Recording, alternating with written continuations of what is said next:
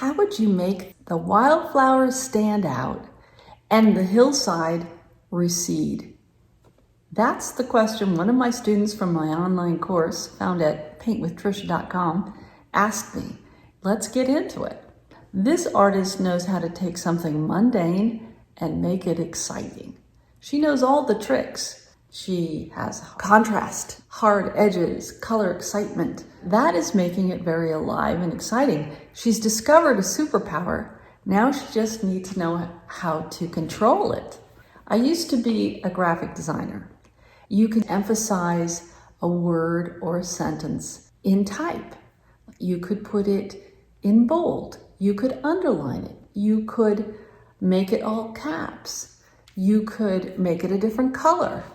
You could make it larger. You can do all these things so that people will notice a key idea or thought in your text. But if you make all of it bold, red, underlined, all caps, large, then in effect, you've said that nothing is important because there is no hierarchy of emphasis.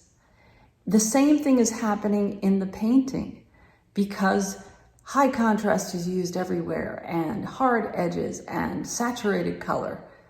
We don't know what the artist wants us to see. Let's take the first question.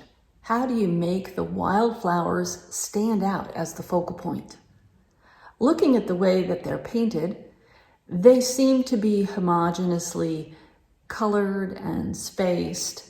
None of them really stand out over the others. Looking at the reference, I see that on the right-hand side, the flowers are taller and one leans out into the light more. That's the one that I would choose to make the most interesting. And the other flowers would all serve to lead you there and build to that. So I have some cooler colors at the bottom, like in the shade, and they warm as they get to that one flower that is the lightest light of all of them. Looking at the reference photo, I notice a compositional element that would be really helpful in getting people to look at the focal point. Do you see it? It's the road.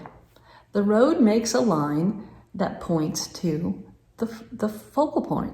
I always check to see what lines and shapes direct the viewer to the focal point, and I try to emphasize those as I paint. Now, the second half of the question, which is how to get the mountain to recede, also will help the focal point stand out.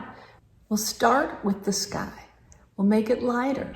We'll make the transition between the sky and the clouds softer and more gradual. We'll soften the line between the hill and the sky. We'll take out some of the variations of value in the hill and make it more neutral and grayer. All these things will throw it to the back and let the focal point stand out. Give me a like. Happy painting.